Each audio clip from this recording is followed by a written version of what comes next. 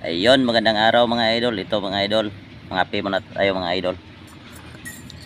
Dahil i-update ko na rin po kayo sa yung dumalagang baboy na hindi rin kumakain sa nakalipas na panahon mga idol. Yung in-upload ko na video mga idol, yung dumalaga na ayaw kumain at saka mayroong sa katawan yung parang bilog-bilog, mayroong mga batik parang namumula ang kanyang balat at saka mayroong butlig-butlig. I-update ko na kayo ngayon dahil minsan hindi ko kayo ma-update sa aking mga ginagamot dahil medyo busy talaga ako mga idol ngayon. Medyo hindi tayo busy, tapos nang napakain ng ating mga alaga. Yan, puntahan natin upang i-update ko na kayo sa kalagayan ng dumalagang baboy. Yung tinurukan natin ng vitamins at saka pinainom natin ng powder. Yan, puntahan natin pagkatapos ng mga pig. Ato na to mga idol. Check natin.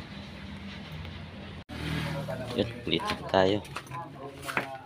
Asa matambal? Katong igipadla sa tindahan. Katong dili itong ako ang gikuha niya. Itong usa.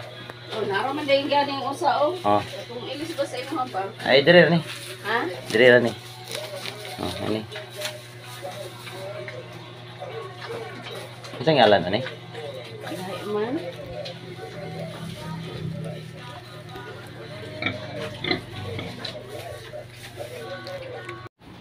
At nung nagtanong sa tindahan ang may-ari sa baboy mga idol, ito na pinisilin ang binigay.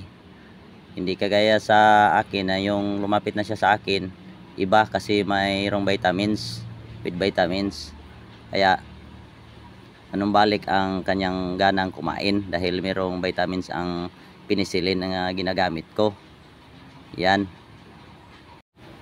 At hindi ako talaga nagpropromote sa mga gamot mga idol dahil ng mga gamot. Ang sa akin lang, matulungan lang ang nag-aalaga ng baboy. Kahit saan sila bumili ng gamot, ayan, bahala na sila. Pero para sa akin, yung tamang paggamit ng gamot na kinakailangan sa katawan ng baboy. At ngayon mga idol, dito na tayo dahil kukunin ko na ang barako. Dalhan na natin ang barako ang dumalaga. Ayan, itong durok ang ating pasampahin doon. Ito dahil medyo ang kanyang dumalaga medyo maliit, ito ring barako na maliit ang ating dalhin. Yan.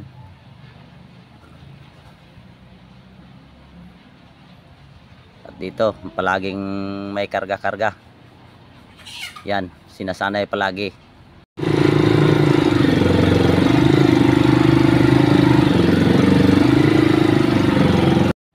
At ito na mga idol. Ayan po mga idol, tapos na nating napasampahan. Ayan, ito yun na ang update sa hindi kumain. Yan. At yun, tapos na nating napabarako.